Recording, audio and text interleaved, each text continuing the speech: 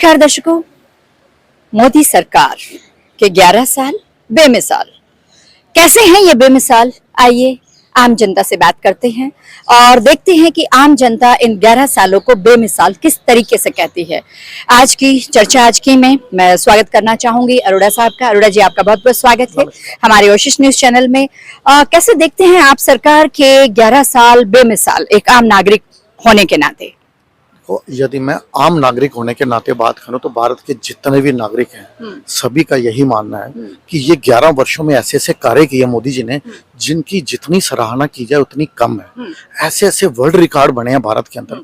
यदि मैं एक रिकॉर्ड की बात शुरू करूं, स्टैचू ऑफ यूनिटी, दुनिया का सबसे ऊंचा स्टैचू जो है सरदार वल्लभ भाई पटेल जी का, वो भारत ने क्या बनाया? World record. उसके बाद यदि मैं बात करूं अटल टनल जी, भारत की सबसे लंबी राजमार्ग सुरंग, तो क्या बना? वो वर्ल्ड रिकॉर्ड बना।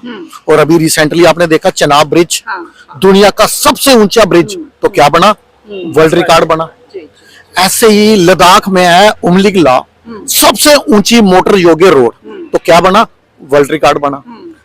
ऐसे यदि मैं बात करूं 100 दिन में 100 किलोमीटर, 100 घंटे में 100 किलोमीटर सड़क का जो वर्ल्ड रिकॉर्ड बना कि 100 आवर्स में 100 किलोमीटर सड़क का निर्माण किया, वर्ल्ड रिकॉर्ड बना। ऐसे यदि मैं वैक्सीन की बात करूं तो इन्होंने 114 दिन में 17 करोड़ लोगों को वैक्सीन लगा के वर्ल्ड रिकॉर्ड बना।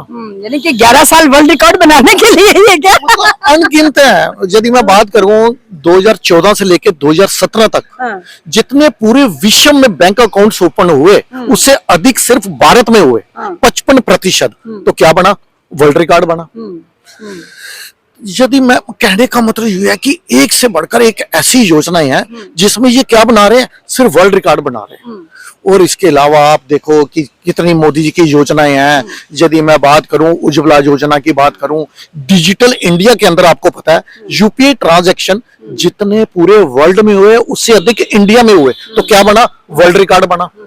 2 सेकंड में यूपीआई ट्रांजैक्शन कवर हो जाती है, तो ये एक अपने आप में रिकॉर्ड है। वही कह रहा हूँ मैं, मतलब चाहे वैक्सीन लगाने का मामला हो, चाहे बैंक अकाउंट्स ओपन करने की बात हो, या फिर आयुष्मान भारत योजना, मतलब इतनी बड़ी योजना, पूरे विश्व की सबसे बड़ी योजना, तो क्या बना? वर्ल्ड रिकॉर्ड बना। तो ऐसी अनगिनत योजनाएं हैं। जैसे फिर और भी हैं जो आप देखते रहते हो, उज्ज्वला योजना है, महिलाओं को सिलेंडर देने की बात करो, या इज्जत घर बनाने की बात करो, या फिर 4 करोड़ से अधिक घर बनाने की बात करो गरीबों के लिए।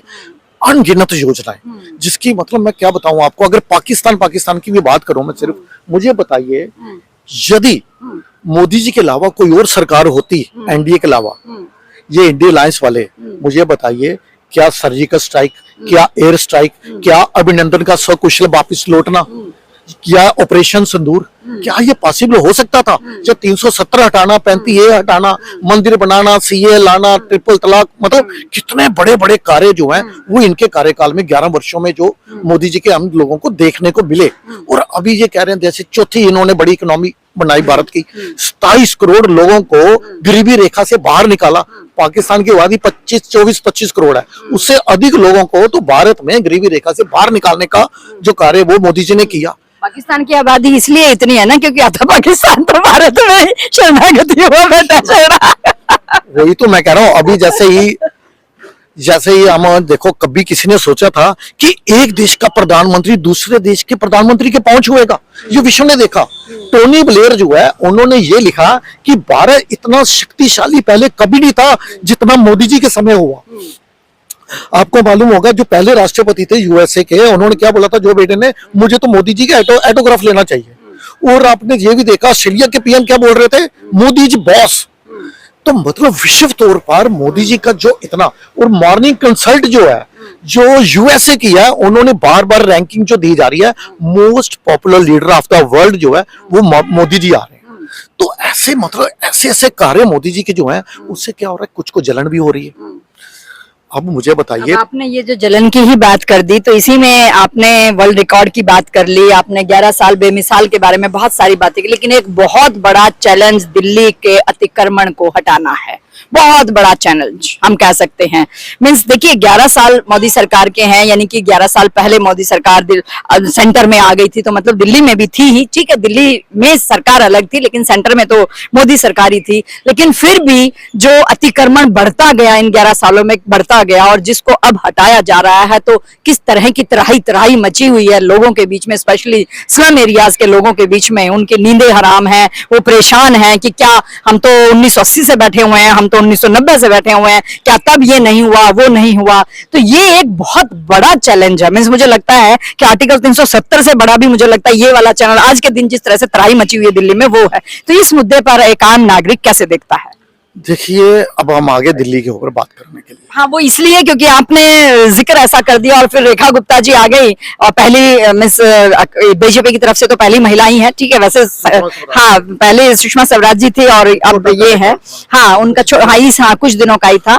वैसे शीला दीक्षित जी ने पूरे 15 साल देख रहे हैं हम कैसा क्या काम किया, लेकिन अब जब रेखा गुप्ता जी आए तो इतने चैलेंज इनके ऊपर आ गए हैं एकदम से कि बड़ा ही मतलब लग रहा है कि क्या कैसे बेचारी सोती भी होगी कि नहीं सोती होगी रात में। देखो चैलेंज क्या कि जब उन्हें मुख्यमंत्री की शपथ लिए मुश्किल से 3 या 4 दिन हुए थे, तो सभी दिल्ली वासियों ने देखा वासुदेवा घाट यमुना के वहां आरती शुरू हो गई। उसी से मंशा पता चली सरकार की कि इनकी सही में मंशा जो है वो यमुना साफ की है, और वहां कार्य जो है वो प्रगति पे चल रहा है। कूड़े के पहाड़ नीचे करने का काम हो, या फिर आयुष्मान आरोग्य मंदिर जो 3 डब्बे के जो मोहल्ला क्लिनिक थे, अब वहां पे प्रेग्नेंट लेडीज का भी वहां पे मैंने देखा कि वहां पे भी उनका भी ट्रीटमेंट शुरू किया उन्होंने ऑपरेट करने का।